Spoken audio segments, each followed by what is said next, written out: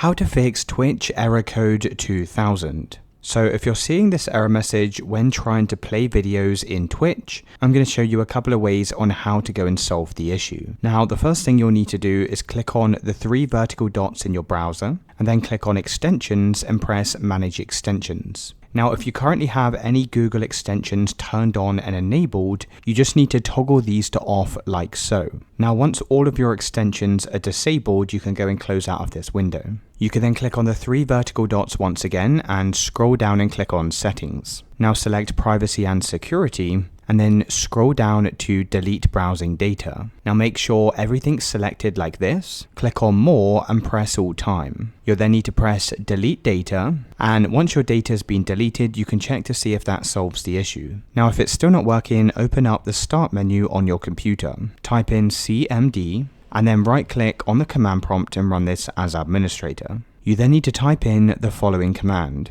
ipconfig /flush DNS, and then press enter. Now type in netsh winsock reset and press enter.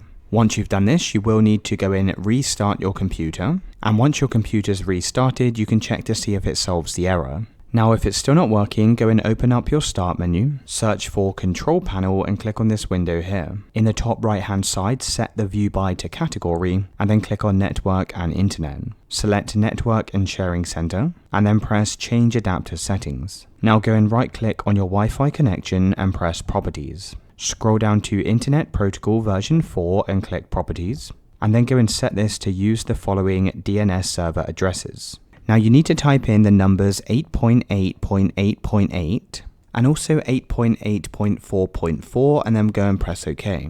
Once you've done this, you can check to see if Twitch is now working. Now if you're still getting the issue, you may need to use a VPN to connect to Twitch. You can also try restarting your Wi-Fi router, and sometimes that also solves the issue.